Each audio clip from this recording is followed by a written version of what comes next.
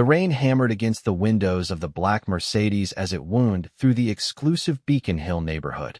Marcus Wellington sat in the back seat, his expensive suit wrinkled from another 18-hour day at the office. At 42, he had built a technology empire worth $3 billion. But tonight he felt every minute of his exhausting schedule weighing on his shoulders. His driver, James, glanced in the rearview mirror. "Shall I wait for you tomorrow morning, Mr. Wellington?" Marcus loosened his silk tie and rubbed his temples. "No, I'll drive myself. Take the weekend off." He barely looked up from his phone, where another urgent email demanded his attention. The acquisition of the German software company required his signature by Monday, and the legal team had sent 47 pages of documents for his review. The mansion came into view through the rain-streaked windows. Even in the darkness, the three-story colonial home commanded respect with its grand columns and perfectly manicured gardens. Marcus had bought the property 5 years ago for $12 million, though he spent so little time there that he sometimes forgot which room was which.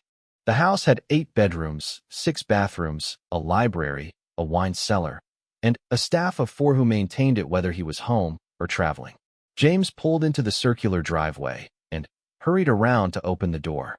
Marcus stepped out into the cold October night, pulling his coat closer as the wind whipped through the trees. The motion sensor lights illuminated the stone pathway to the front door, casting long shadows across the expensive landscaping. "Good night, sir," James called out before driving away toward the staff quarters behind the main house. Marcus fumbled for his keys, his fingers numb from the cold. When he finally opened the heavy oak door, the warmth of the house enveloped him. The marble foyer stretched before him, lit by a crystal chandelier that cost more than most people's cars. His footsteps echoed as he crossed to the elevator that would take him to the master bedroom on the 3rd floor. But, as he pressed the button, he heard something that made him freeze. A woman's voice was singing softly somewhere in the house. The melody was hauntingly beautiful, filled with pain and hope in equal measure. Marcus had never heard anything like it before. The voice seemed to drift through the walls, growing louder and then fading as if the singer was moving through different rooms. Curiosity overcame his exhaustion. Instead of taking the elevator, Marcus walked toward the sound. His Italian leather shoes clicked against the hardwood floors as he moved through the formal dining room, with its mahogany table that could seat 20 people. The singing grew clearer as he approached the kitchen. Through the doorway, he saw a woman he didn't recognize. She appeared to be in her 50s, with graying hair pulled back in a simple ponytail.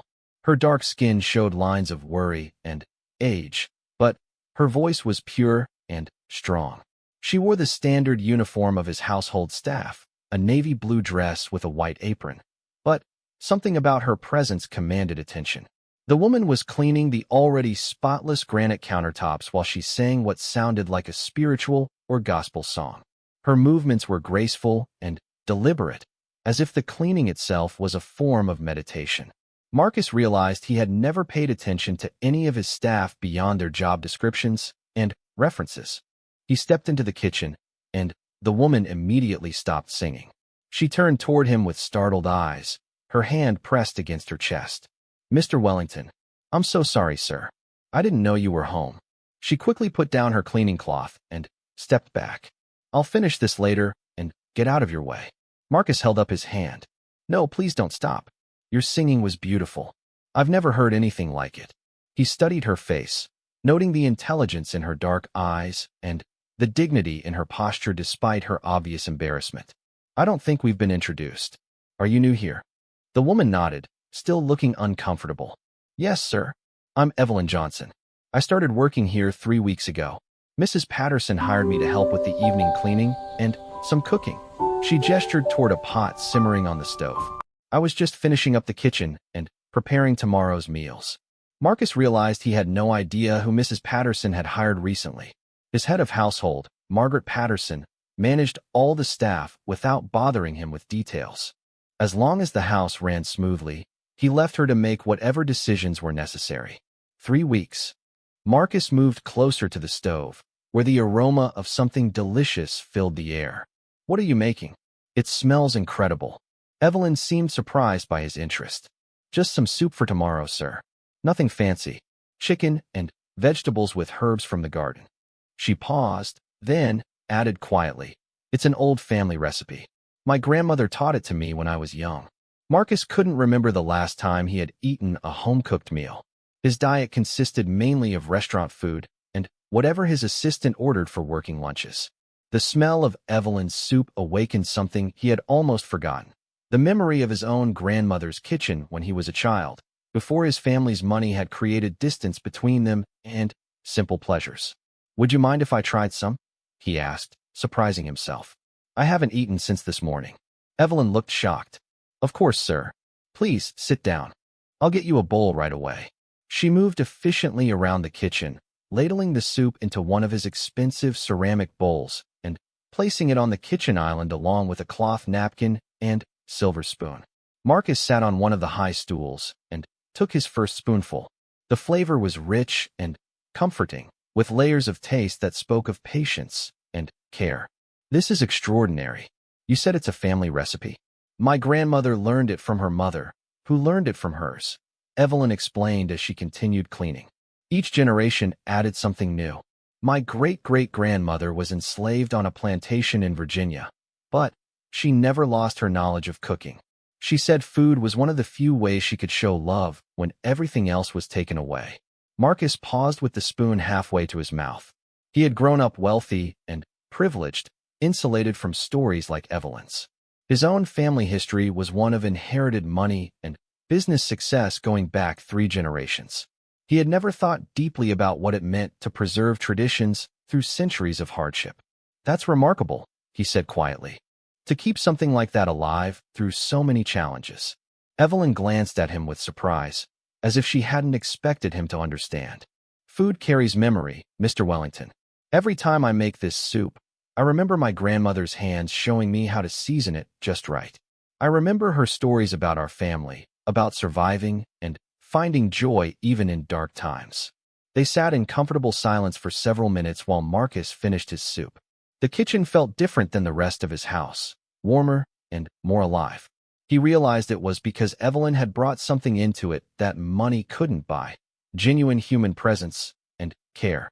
"The song you were singing," Marcus said eventually. "What was it?" "An old spiritual called 'Sometimes I Feel Like a Motherless Child,'" Evelyn replied, her voice soft. "My grandmother used to sing it when she was missing her own mother, who died when she was just 15.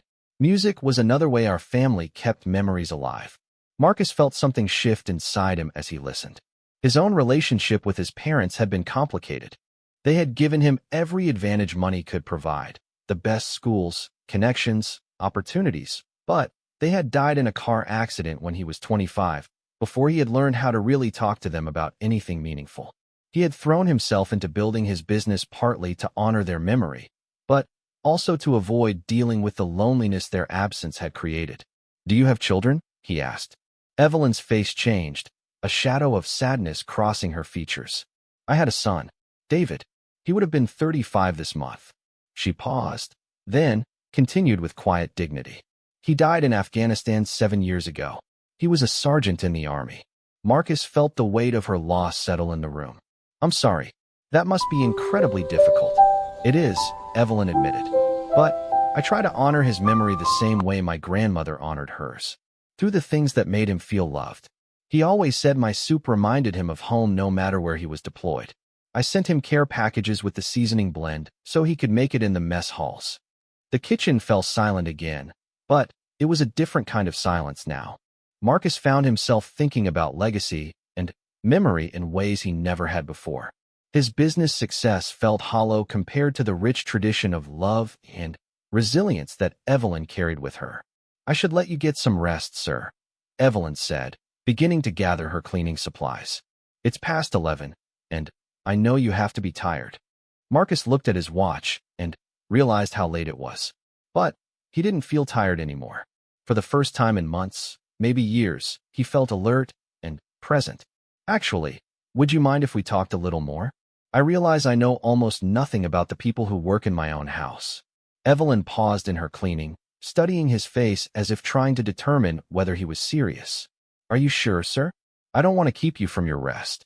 "I'm sure," Marcus said. "To be honest, this is the most interesting conversation I've had in a very long time." My days are filled with board meetings and conference calls, but I can't remember the last time someone told me something that actually mattered. Evelyn set down her cleaning supplies and leaned against the counter. What would you like to know? Everything, Marcus said, and meant it. Tell me about your son. Tell me about your grandmother. Tell me how you ended up working here.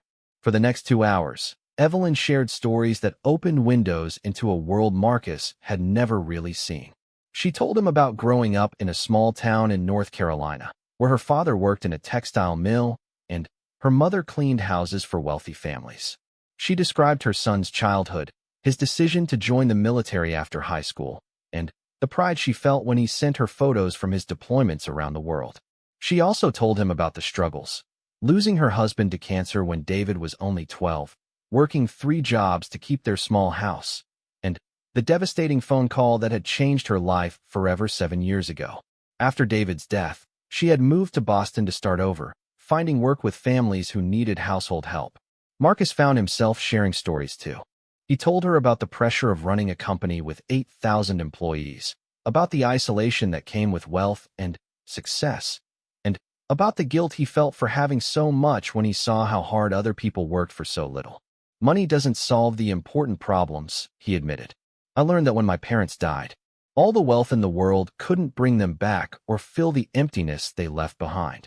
Evelyn nodded with understanding. Grief is one of the things that makes us all equal, Mr. Wellington.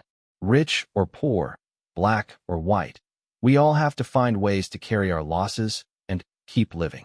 Marcus woke up the next morning feeling different than he had in years. Instead of immediately reaching for his phone to check emails, he lay in bed thinking about his conversation with Evelyn. The memory of her voice singing in the kitchen and the warmth of that simple soup had stayed with him through the night. For the first time in months, he had slept peacefully without his usual anxiety about the next day's meetings and deadlines. He showered and dressed casually in jeans and a sweater, something he rarely did even on weekends. Usually, Saturday mornings were spent in his home office reviewing contracts and preparing for the week ahead. But today, he found himself drawn downstairs to the kitchen, hoping to continue the conversation that had begun the night before. The house was quiet as he walked through the halls. Mrs. Patterson wouldn't arrive until Monday, and the other staff members typically had weekends off unless he was hosting an event. But as he approached the kitchen, he heard soft humming and smelled the rich aroma of coffee brewing. Evelyn stood at the stove, wearing casual clothes instead of her uniform, dark jeans, and a burgundy sweater that made her look younger and less formal. She was preparing what looked like an elaborate breakfast, moving around the kitchen with the same graceful efficiency he had observed the night before. "Good morning," Marcus said from the doorway. "I hope you don't mind me interrupting again." Evelyn turned with a smile that seemed more relaxed than her nervous demeanor from their first meeting. "Good morning, Mr. Wellington. You're not interrupting at all. I was hoping you might come down. I made extra breakfast in case you were hungry." Marcus looked at the spread she had prepared. Fresh biscuits sat cooling on a rack next to a bowl of what looked like homemade jam. Eggs were scrambling in a cast-iron skillet, and strips of bacon sizzled on another burner. The sight and smell reminded him powerfully of weekend mornings from his childhood, before his family had hired full-time cooks who prepared elaborate but impersonal meals. "This looks incredible," he said, settling onto the same stool he had occupied the night before. "But I have to ask, don't you have weekends off? I don't expect you to work 7 days a week." Evelyn poured him a cup of coffee in one of his expensive mugs, but somehow it looked more inviting than when he prepared it himself. "I do have weekends off," she said with a slight smile. "But after our talk last night, I couldn't sleep. I kept thinking about family recipes and traditions. This morning, I woke up wanting to cook the breakfast my grandmother used to make for special occasions. She plated the eggs and bacon alongside 2 warm biscuits, then opened the jar of jam to reveal a deep purple preserve that caught the morning light. "This is blackberry jam made from my grandmother's recipe. The berries came from bushes she planted behind her house in North Carolina. Every summer, the whole family would spend a day picking berries and making enough jam to last through winter." Marcus spread some of the jam on a biscuit and took a bite. The flavor was complex and perfect, sweet but not cloying, with hints of tartness that made him want another taste immediately. "This is extraordinary. You made this yourself?" "Last weekend," Evelyn said, sitting across from him with her own plate. "I found a market in Roxbury that sells berries from a farm in North Carolina. They're not from the same bushes, but they're close enough. I spent Sunday afternoon making jam and remembering all the stories my grandmother used to tell while we worked in her kitchen."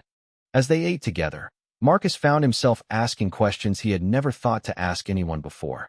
He wanted to know about Evelyn's grandmother, about the house in North Carolina, about the traditions that had been passed down through generations of women who had found ways to create beauty and meaning despite facing enormous challenges.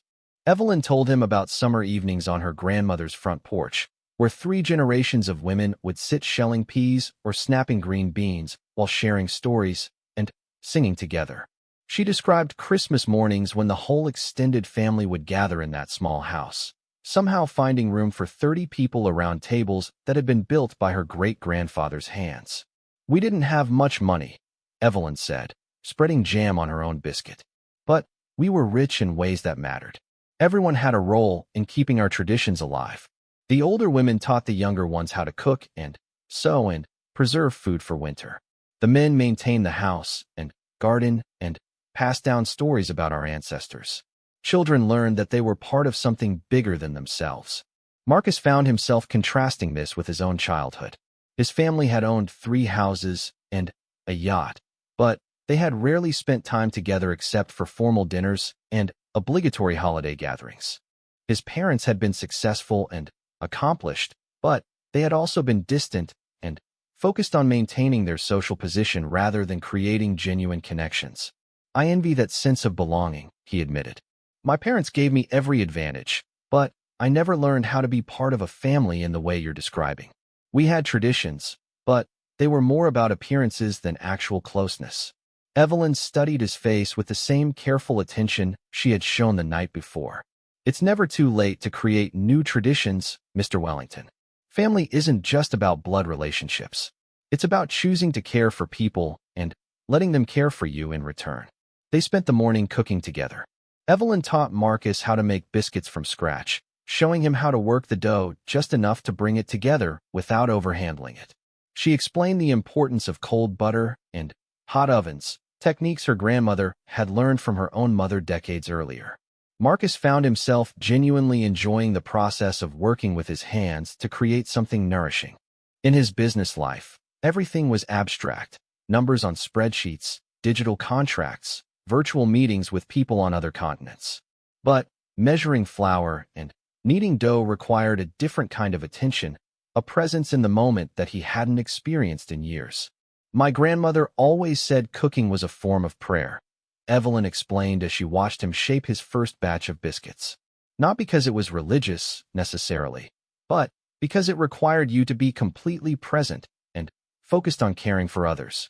When you cook with love, you put something of yourself into the food that nourishes people in ways beyond just filling their stomachs." As the afternoon progressed, Marcus found himself sharing more about his own struggles with loneliness and purposelessness. Despite his financial success, he admitted to feeling disconnected from any meaningful community or tradition. His days were filled with activity, but very little of it felt truly important or fulfilling. "I built a company that employs thousands of people and generates billions in revenue," he said as they cleaned up the kitchen together. "But I couldn't tell you the names of most of my employees or anything about their lives outside of work. I've been so focused on growth and profits that I forgot about the human element of what we're doing." Evelyn dried a mixing bowl with careful attention before responding. "Success means different things to different people, Mr. Wellington. For some, it's about accumulating wealth or achieving recognition. For others, it's about making a positive difference in individual lives or preserving something valuable for future generations." Marcus thought about this as they worked together to put away the cooking implements and clean the countertops. The kitchen looked exactly as it had when they started, but something fundamental had changed in the way he experienced the space. Instead of seeing expensive appliances and designer fixtures, he now saw a place where connections could be made and traditions could be shared. "Can I ask you something?" Marcus said as they finished cleaning. "Last night, when I first heard you singing, there was something in your voice that I've never heard before. It wasn't just beautiful music. It was like you were expressing something that went deeper than words. How do you carry so much pain and still find ways to create beauty?" Evelyn leaned against the counter and considered his question carefully. "My grandmother used to say that grief and joy aren't opposites, they're companions. When you love someone deeply, losing them leaves a hole that never completely heals. But that same capacity for love also creates space for new connections and experiences. The singing helps me remember that David's love is still part of me, even though he's gone." She paused, looking out the kitchen window at the garden beyond. "I think about him every day, but I've learned that the best way to honor his memory is to keep living fully, to keep finding ways to connect with others and share the love he taught me to give. When I sing those old spirituals, I'm connecting not just with my own grief, but with generations of people who found ways to hope and create beauty even in the darkest circumstances." Marcus felt something profound shifting in his understanding of what it meant to live a meaningful life. He had always thought success was about individual achievement and accumulation. But, listening to Evelyn, he began to see that true fulfillment might come from connection, service, and the preservation of values that transcended personal gain. That evening, as they prepared dinner together, Marcus made a decision that would have seemed impossible just 24 hours earlier. "Evelyn, would you be willing to teach me more about your family's traditions? I realize I want to learn not just about cooking, but about how to build the kind of community and connections you're describing." Evelyn smiled, but he could see surprise in her eyes. "Are you sure, Mr. Wellington? Learning to build real relationships takes time and patience. It means being vulnerable and letting people see you as you really are, not just as a successful businessman." "I'm sure," Marcus said. For the first time in 3 weeks had passed since that transformative weekend, and Marcus found his entire routine had changed in ways that surprised everyone who knew him. Instead of staying late at the office every night, he now made sure to be home by 7 o'clock. Instead of eating takeout at his desk, he joined Evelyn in the kitchen each evening, where she continued teaching him not just about cooking, but about the deeper connections between food, family, and community. Tonight was different, though. As Marcus pulled into his driveway, he noticed that all the lights in the house were off except for a single lamp glowing in the front window. This was unusual because Evelyn always had dinner preparations well underway by this time, and the kitchen was typically warm and welcoming when he arrived home. He entered through the front door and called out, "Evelyn, I'm home." But instead of her usual cheerful response, he heard only silence. Concerned, he walked toward the kitchen, his footsteps echoing in the quiet hallway. The kitchen was dark and empty. No warm smells of dinner cooking, no gentle humming or singing, no signs of the vibrant activity that had become the highlight of his day. Marcus felt a strange anxiety building in his chest as he turned on the lights and looked around the spotless but lifeless space. He climbed the stairs to check if perhaps Evelyn was cleaning in one of the upper rooms, but found nothing. Her personal belongings were gone from the small staff room where she kept her things during the day. It was as if she had simply vanished without a trace. Pulling out his phone, Marcus called Mrs. Patterson, his head of household. "Margaret, where is Evelyn tonight?" "She's not here, and I was expecting her for dinner." There was a long pause before Mrs. Patterson responded, her voice carefully neutral. "Mr. Wellington, I'm afraid there's been a situation. Evelyn won't be returning to work. I had to let her go this afternoon." Marcus felt the blood drain from his face. "You did what? Why? What happened?" "Sir, perhaps we should discuss this in person. I can come to the house tomorrow morning and explain everything properly. It's rather complicated, and I think you'll understand once I provide all the details." "No, Margaret. I want to know right now. Evelyn has become." Marcus paused, realizing he wasn't sure how to describe what Evelyn had become to him. "She's important to me. What could possibly have happened that required firing her without even consulting me?" Mrs. Patterson's voice became more formal and distant.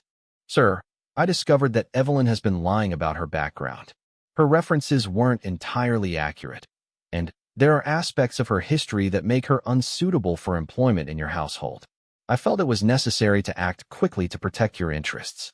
Marcus gripped the phone tighter, anger building inside him. What are you talking about? Evelyn is the most honest, hardworking person I've ever met. What exactly did you discover? I'd rather not discuss this over the phone, Mr. Wellington. Some information came to light that suggested she might not be trustworthy.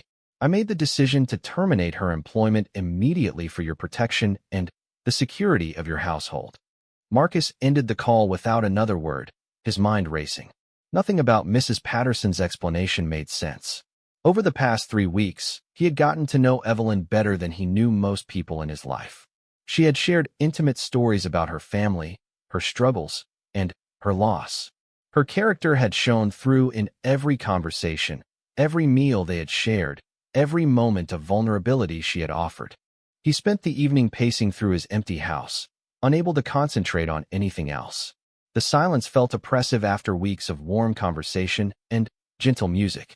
He tried to work on some contracts that needed his review, but found himself staring at the same paragraph for 20 minutes without comprehending a single word.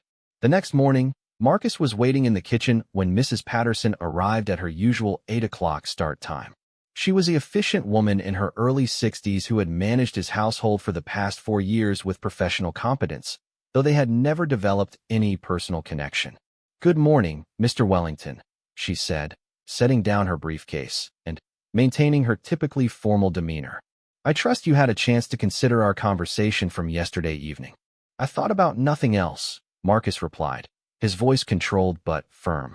"I want you to explain exactly what happened and why you felt justified in firing Evelyn without consulting me first." Mrs. Patterson opened her briefcase and withdrew a manila folder. "As I mentioned, some information came to light regarding Evelyn's background that made me question her suitability for employment in your home." She handed him several printed documents. "I took the liberty of conducting a more thorough background check after noticing some inconsistencies in her original application." Marcus opened the folder and found what appeared to be official records and newspaper clippings. As he read, his confusion deepened. The documents seemed to paint a picture of Evelyn that didn't match the woman he knew at all. According to these records, Mrs. Patterson explained, Evelyn Johnson was arrested 3 times in North Carolina for various infractions. She also has a history of financial difficulties, including a bankruptcy filing and several civil judgments against her. Most concerning, there are suggestions that she may have been involved in some kind of protest activity that resulted in legal troubles. Marcus looked up from the papers, struggling to reconcile this information with everything he knew about Evelyn.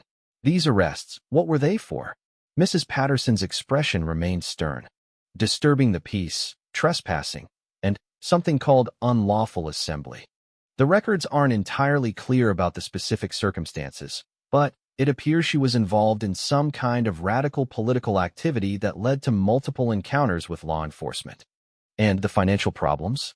Medical bills, from what I can determine, apparently related to her husband's cancer treatment and some ongoing issues after her son's death. But, regardless of the reasons, Mr. Wellington, I felt it was inappropriate for someone with this kind of background to be working in your home, especially given the level of access she had to your personal spaces and belongings.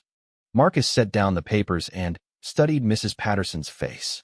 Something about her tone and the way she was presenting this information felt off, though he couldn't immediately identify what was bothering him. "Margaret, did you confront Evelyn with these allegations before firing her? Did you give her a chance to explain any of this?" Mrs. Patterson's composure faltered slightly. "I felt it was best to act decisively. Given the sensitive nature of the information and your position in the community, I thought it was important to protect you from any potential embarrassment or security risks." "Where is she now? I want to talk to her myself." "I'm afraid I don't have current contact information. She left rather quickly after our conversation yesterday. I believe she may have returned to North Carolina, though I can't be certain." Marcus felt a growing certainty that something was very wrong with this entire situation. Over the past 3 weeks, he had shared meals and conversations with Evelyn almost every day. She had been nothing but honest, thoughtful, and caring.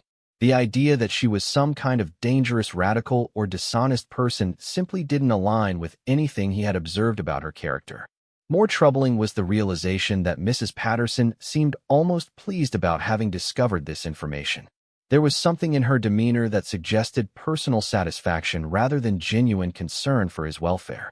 Margaret, I want you to be completely honest with me. What really happened yesterday? Did something specific trigger this background check, or had you been investigating Evelyn for some time?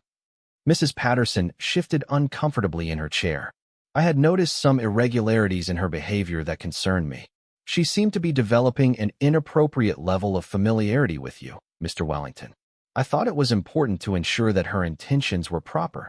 The truth began to dawn on Marcus. You were concerned about her becoming too familiar with me? What exactly does that mean? Sir, I've been managing households for wealthy families for over 20 years. I've seen how certain types of people can take advantage of generous employers. When I noticed that you were spending considerable time with Evelyn, sharing meals, and having personal conversations, I became worried that she might be manipulating the situation for her own benefit. Marcus felt anger rising in his chest, but also a deep sadness as he realized what had really happened. So you conducted this background check not because you discovered anything suspicious about her work, but because you disapproved of the friendship that was developing between us. Mrs. Patterson's professional mask slipped completely. Mr. Wellington, it's not appropriate for household staff to develop personal relationships with their employers. It creates complications and can lead to very serious problems. I was acting in your best interests. My best interests. Marcus stood up, his voice rising. Margaret, Evelyn brought more joy and meaning into my life in 3 weeks than I've experienced in years. She taught me about tradition, community, and genuine human connection. And you destroyed that because you thought it was inappropriate. Sir, there are proper boundaries that must be maintained. A person of your position in society cannot what? Cannot treat another human being with respect and friendship? Cannot learn from someone who has wisdom and experience to share. Marcus was now fully angry, but also crystal clear about what needed to happen next. Margaret, you're fired. I want you to pack your belongings and leave my house immediately. Mrs. Patterson looked stunned. Mr. Wellington, I think you're making a serious mistake. You're allowing your emotions to cloud your judgment. These records clearly show that this woman is not suitable. The only mistake I made was trusting you to manage my household with basic human decency, Marcus interrupted. You fired a good, honest woman because you couldn't stand to see me forming a genuine connection with someone you considered beneath my social class. That tells me everything I need to know about your character. After Mrs. Patterson gathered her things and left, Marcus sat alone in his kitchen holding the folder of documents.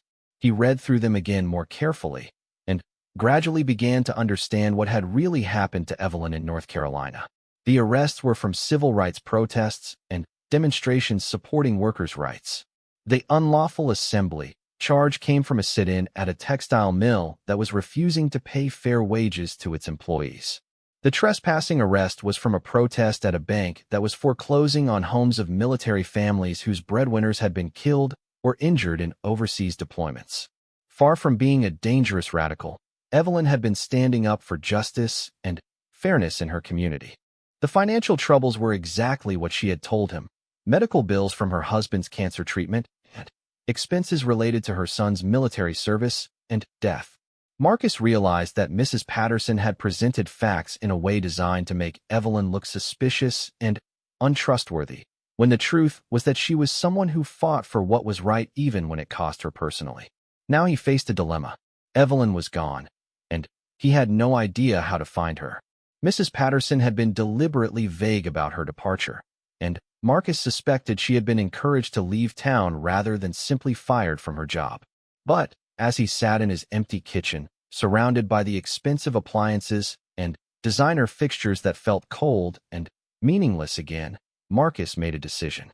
He was going to find Evelyn, wherever she had gone. He was going to apologize for what had been done to her in his name, and he was going to make sure she understood that their friendship meant more to him than any social convention or class boundary. More than that, he was going to use his resources and position to make sure that what happened to Evelyn never happened to anyone else. If Mrs. Patterson was right about one thing, it was that Marcus Wellington wielded considerable influence in his community. It was time he started using that influence to support people like Evelyn rather than protecting himself from meaningful human connections. The transformation that had begun 3 weeks earlier wasn't complete. In fact, Marcus realized it was just beginning. Finding Evelyn and making things right would be the first step in becoming the kind of person he had never thought he could be. Someone who used his privilege and power to build bridges rather than walls. Someone who valued character over class and authenticity over appearance. He picked up his phone and began making calls. If Evelyn had gone back to North Carolina, he would find her there. And when he did, he would ask her to come home, not as an employee, but as the friend and teacher she had already become. His house had been empty before she arrived, and it would remain empty until she returned. Years, I feel like I'm learning something that actually matters. I want to understand how to create the kind of legacy that goes beyond financial success, something that nurtures people and preserves what's truly valuable. As they sat down to eat the meal they had prepared together, Marcus realized that his enormous house finally felt like home.